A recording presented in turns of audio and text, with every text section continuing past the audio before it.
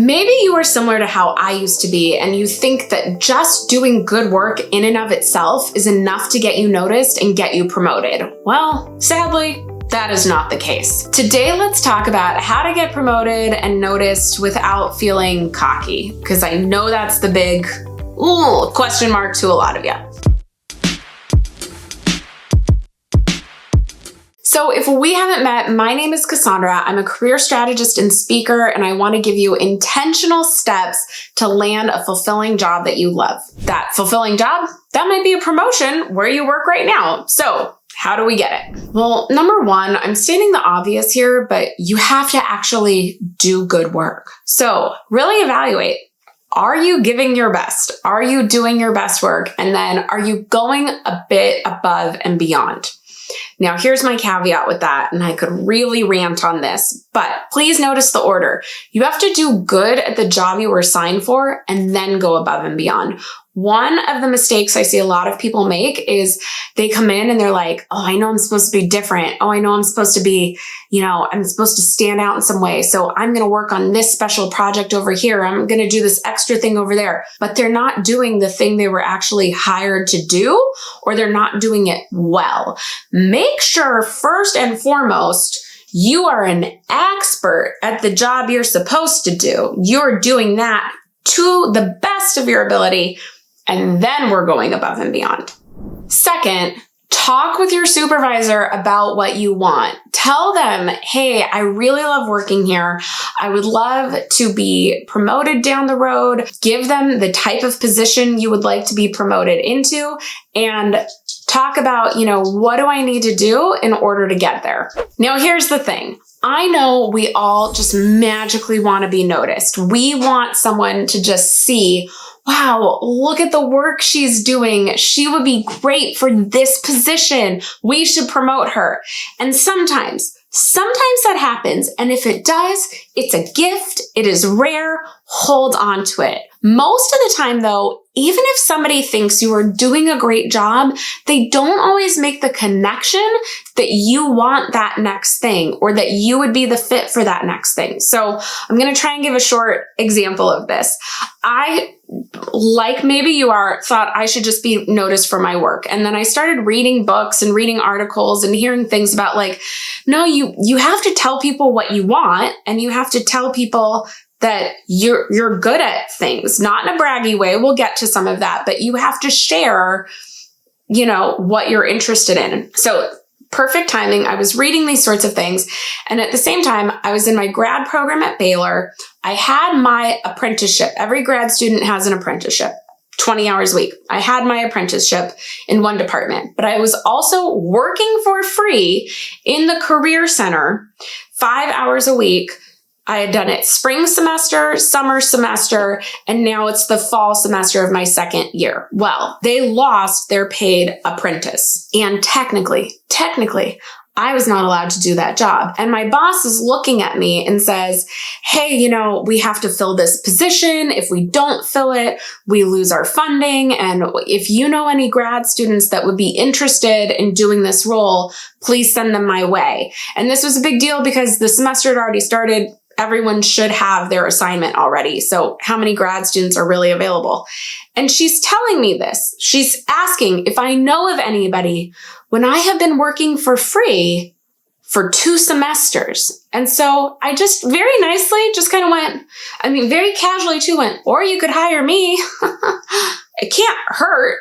Right? I know there's logistics and red tape around it, but why not try? And I literally watched the light bulb click on of oh yeah. Okay, let me look into that. And they made special accommodations that while it was against the rules, technically, I was able to do both jobs. So I kept my apprenticeship. I didn't ditch those people, but I also got paid now for the work that I had been doing for free. All because I asked. She didn't think I was doing a bad job before. She just didn't see me in the role. And so sometimes you have to let people know what you want and what you're looking for. I hope that story was helpful and made sense. Sometimes it's hard. Grad school has all these weird details that just makes these things hard.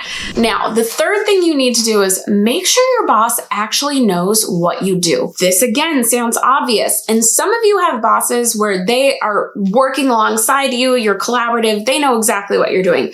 But some of us have a boss that's kind of hands-off, not high touch, which is nice. They're not a micromanager, but do they understand how much you're doing? Do they understand what you're achieving? So ask them, do you want status updates from me on projects? How often would you like those? Or, every now and then just check in and say, hey, just thought I'd let you know what I've been working on. And just give a list of some things you've been doing. It's just helpful for them to know what you've been doing so they can see why you'd be a good fit for that promotion. And then on top of that, highlight your work. So I had a supervisor who said, when you get a thank you, forward it on to me because it helps me. I can put those in your eval at the end of the year. And not to mention, it just pings them throughout the year of, look, other people think I'm doing good work. Other people think I'm doing good work. So I would always forward those on. So you might want to ask your supervisor, do you want to see these sorts of things? Maybe when the first one comes in, just send it on and go, I was excited about this. I thought I'd share it with you. Do you want to hear about this sort of thing? Or if it doesn't feel like you can do that, literally when it happens, just send it on and go, hey, I was excited. This person really liked what we were doing. Make it collaborative. Wanted to share this with you and forward that thank you. Let them see what you're doing. The other thing to do is create your own, if you don't have to do a quarterly report, create your own quarterly report or monthly report or annual report, but I would do it more often than that. Just including everything you do, okay? Again, they don't always know everything we're doing, or they don't know everything you're doing in comparison to your coworker who has the same title and role but is slacking off. So they think you're doing the same. Keep a running list of all the things you're doing and just send it up. This is what I've been up to this month. Rob Lowe says, it's not bragging if you did it. It's not cocky if you actually experienced it. I think that is something you need to remember here. You're not being bragging. You're not being cocky. You're just saying, here's what I did. I'm handing it over to you. Here's what I've been working on. Thought you'd want to know. And just send that here and there. That's different than a status update where you're just like, oh, here are the things I'm working on. This is more of the, here's what I've completed with quantifiable numbers of, I serviced this many people this month. I generated revenue of blah, blah, blah dollars. Like letting them know what you're up to can be a really helpful way for them to see why you'd be a great fit for that next position. And if you have a conversation with your supervisor about a promotion, which I think you should, and they say, oh, it's a year away, it's 2 years away, check in on that every 3 months. Make sure you are on track. Make sure they still believe that promotion is open. I have heard from too many people who were promised a promotion way down the road, and then that year, those 2 years came, and the promotion never came, and they pushed it back, and they pushed it off, or, oh, now we don't have funding. I know they cannot predict the future, but by not just resting on one conversation of, oh, 2 years from now, and instead quarterly updates of like, hey, I just want to make sure we're on track. I'm still very excited for that. Letting them know you're still interested too.